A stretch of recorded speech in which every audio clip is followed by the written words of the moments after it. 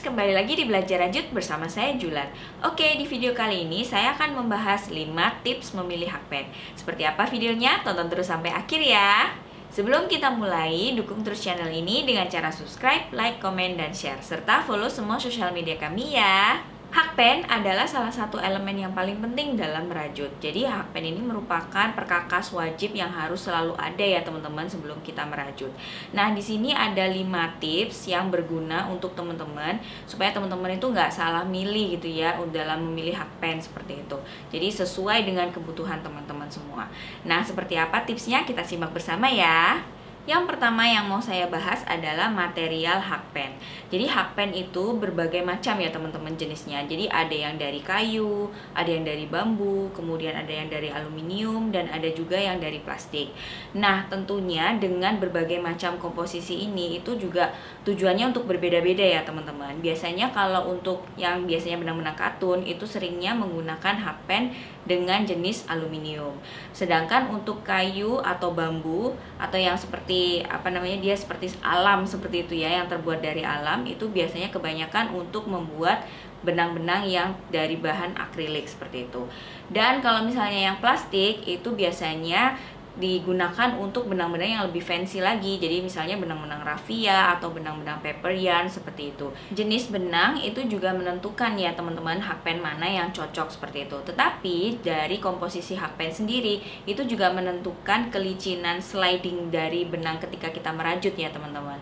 Nah, seperti contoh kalau misalnya aluminium itu banyak sekali digunakan di benang-benang katun karena memang benang katun itu kan kadang sedikit gampang untuk breakout seperti itu ya. Jadi dengan menggunakan jenis hakpen dari aluminium itu akan meminimalisir breakoutnya seperti itu.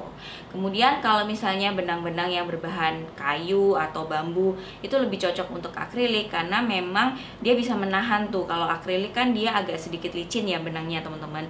Dengan menggunakan jenis-jenis dari kayu atau bambu itu bisa sedikit menahan benangnya supaya tidak gampang untuk slide. Yang kedua adalah menentukan apakah teman-teman membutuhkan yang berhandle atau yang polosan seperti itu.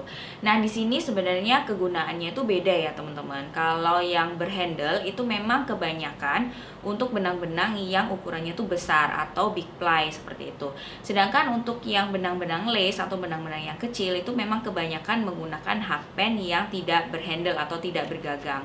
Tetapi kalau sekarang ini banyak juga yang untuk lace itu menggunakan hakpen yang bergagang.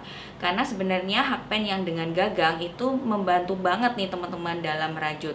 Karena dia bisa membantu gripnya kita ya supaya tangan kita juga nggak gampang untuk cedera atau lelah seperti itu.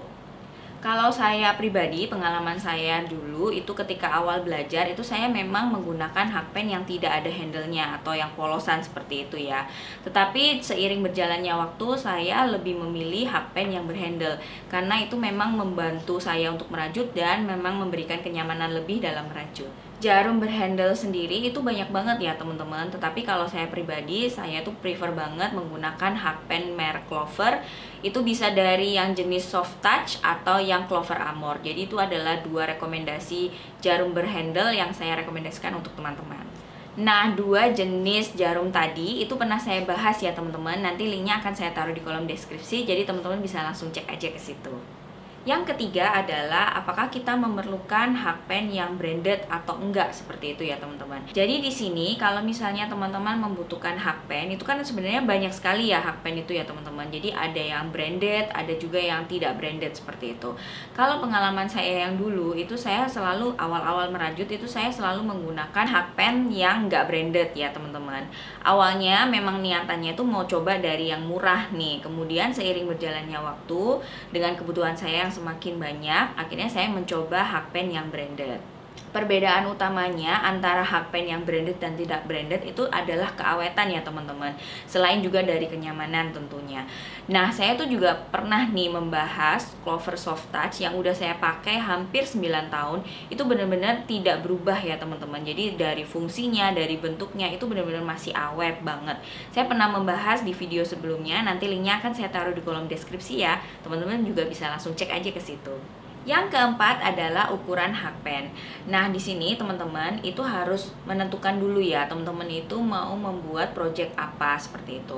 Jadi apakah teman-teman mau bikin yang lace gitu ya, atau amigurumi yang kecil-kecil, ataukah teman-teman mau langsung cobain bikin baju atau produk-produk yang menggunakan benang-benang big ply seperti itu.